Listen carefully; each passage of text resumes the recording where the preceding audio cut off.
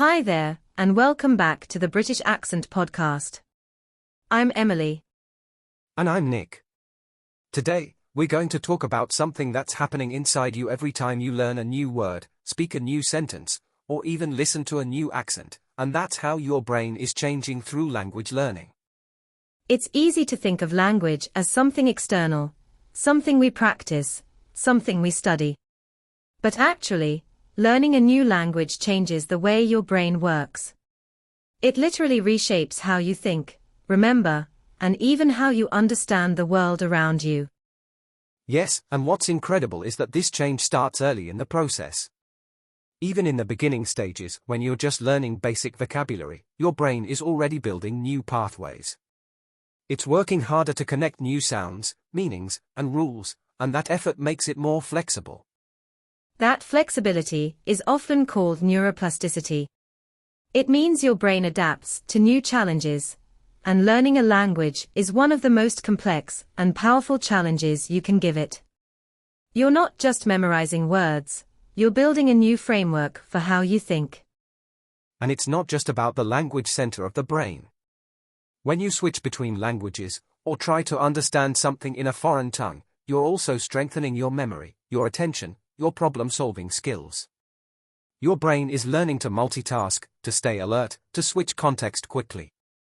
That's why bilingual people often show stronger cognitive control. They can focus better, ignore distractions more easily, and adapt faster when something unexpected happens. It's not a magic trick. It's years of training their brain to switch gears smoothly between languages. And for learners, that same process begins the moment you start. It's not about fluency, it's about effort. Every time you challenge yourself to understand a sentence, to find the right word, to pronounce something new, you're giving your brain a workout. And over time, that workout has real effects. You might start noticing patterns more quickly. You might become more sensitive to tone, to nuance, to the meaning behind the words. That's your brain becoming more attentive, more curious, more open. And it doesn't just stop with language itself. When you learn to think in another language, your brain also begins to see the world through a slightly different lens. You're exposed to different expressions, different ways of organizing thought, and that influences how you understand people, cultures, even yourself. Exactly. Different languages reflect different values. In one language, you might find there are 10 different ways to say something politely. In another, you might be encouraged to speak more directly. And as you learn, your brain is absorbing these patterns and adapting. And that adaptation stretches you. You become more flexible, more empathetic. You begin to realize that your way of thinking isn't the only way, and maybe not even the most efficient way in every situation. I think that's something language learners understand in a very real, personal way, that thought isn't fixed.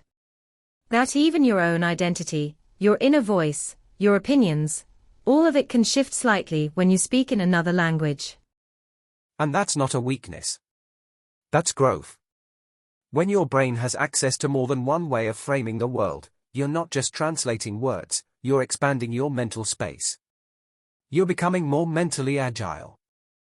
And this agility doesn't just help with language. It helps in conversations, in solving problems, in learning other new skills. Because your brain has become used to making connections quickly, and that ability stays with you, even outside of language. And that's the beauty of it. Even if you don't feel fluent yet, even if you still hesitate when you speak, your brain is changing. Quietly, steadily.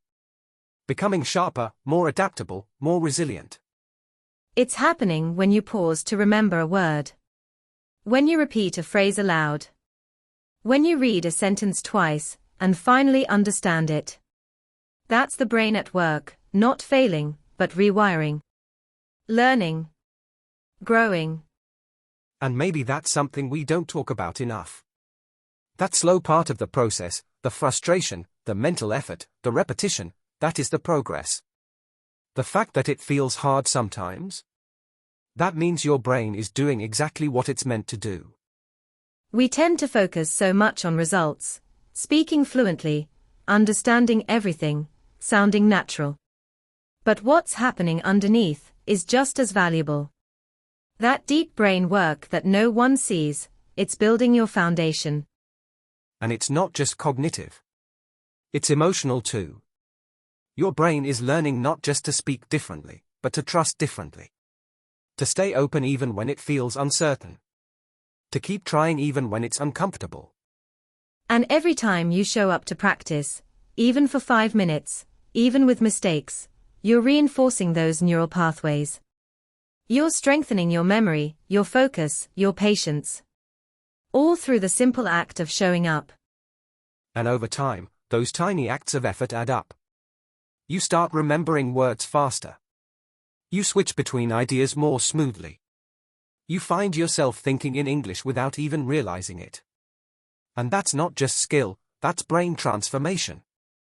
And that transformation is something you carry with you for life.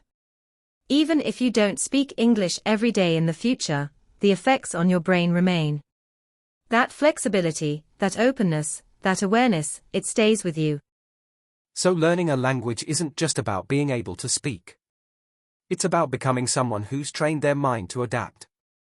To listen deeply. To think differently. And that's something to be really proud of. And I think a lot of people underestimate just how much internal strength it takes. Because it's not only about remembering vocabulary or grammar, it's about staying present through discomfort. About being willing to feel unsure and keep going anyway. Yes, and that perseverance.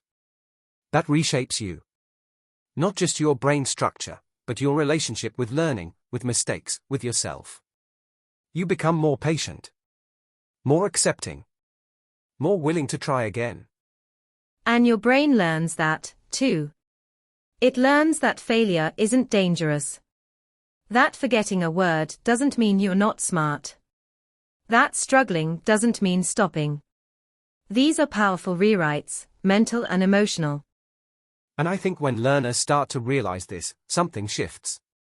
You stop measuring your progress only by how fluent you sound, and start noticing how much stronger you feel.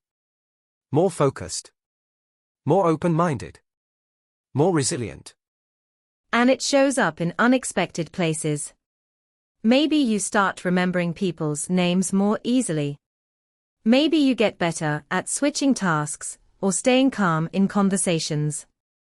That's your brain, adapting behind the scenes, shaped by the way you've been learning language. And it makes sense, doesn't it? If you can train your brain to switch between languages, two completely different systems of thinking, then of course you're becoming more mentally agile. You're training yourself to shift perspectives, to hold more than one idea at once. It's actually a beautiful kind of flexibility. You become a person who doesn't panic when something's unfamiliar. Who pauses and listens instead. Who stays curious. And that doesn't just make you a better language learner, it makes you a better communicator. And maybe that's one of the most valuable things of all. Because in a world that's full of noise and speed and pressure, having a brain that knows how to slow down, focus, and adapt, that's a real strength. And language learning teaches you that kind of strength in such a quiet, humble way. It's not loud. It's not dramatic. But it shows up in how you sit with uncertainty. How you try again after a mistake. How you stay with something, even when it doesn't come easily. And because it happens slowly, it's easy to overlook. You might not feel like anything's changing, but give it a few months and suddenly you're having conversations you couldn't manage before. You're understanding things that used to confuse you. That's growth, rooted in patience. And while all of that is happening, your brain is becoming more efficient, building faster connections, recognizing patterns more easily, becoming quicker at making sense of unfamiliar input. It's becoming more confident, just like you. I think that's what I love most about this process. It's not about how impressive your English sounds, it's about what's changing inside you as you learn. There's something deeply personal, almost invisible, about the way your mind stretches and adapts. And it's not just one part of you that's growing. It's your focus, your memory, your flexibility, but also your ability to express feelings, to understand nuance, to read between the lines. Those are such human skills, and they grow every time you practice. So even when it feels like you're moving slowly, your brain is working hard in the background. It's not just trying to remember the past tense of a verb, it's building a new system of understanding. A new kind of mental space. And it's in that space where something special happens. You don't just learn how to say things, you learn how to see things differently. You start to listen more deeply. You start to think more openly. And that changes the way you move through the world. It's interesting, isn't it? People think of language learning as something academic, something technical. But really, it's so human. It touches everything: how you think, how you feel, how you connect. And as your brain learns to carry more than one language, you begin to carry more perspectives too. You start to ask better questions. You start to notice subtle things, gestures, pauses, emotions in people's voices. That awareness. That's language shaping your sensitivity. And it doesn't mean you lose anything from your first language. You don't have to trade one for the other. If anything, your first language becomes even richer. You start to appreciate it more. Compare it. Play with it. See it through a new lens. That's the gift of contrast, isn't it? When you learn a second language, it holds up a mirror to the first. You begin to notice the structure of your own thoughts. You realize how much you've taken for granted in your original way of speaking. And maybe that's why this process feels so personal. Because while your brain is changing, your identity is shifting too. You're still you, but you're seeing yourself through different language filters. And that invites a kind of self-awareness that can be really powerful. Yes. Sometimes, it's only through speaking in another language that you realize who you are underneath all the cultural expectations, all the familiar phrases, all the automatic replies. You start choosing your words, and in doing so, you begin choosing your thoughts too. And that's where the real transformation happens. Not just in how you talk to other people, but in how you talk to yourself. Because when you learn a new language, you're not just opening your mouth, you're opening your mind. You're creating space for new thoughts, new ways of understanding, and a new kind of connection with the world and with yourself. And your brain is right there with you, shifting, growing, adapting. Quietly proving, day by day, that change is possible. That learning is alive. That you are more capable than you ever realized. So even on the slow days, even when it feels like nothing's clicking, something is happening. Something real. Something lasting.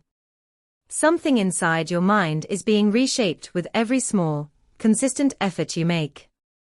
Thank you for sharing this moment with us today. We hope it reminded you that your learning journey isn't just about language, it's about growth, in every sense of the word.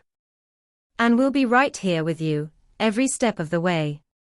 Until next time, be kind to yourself.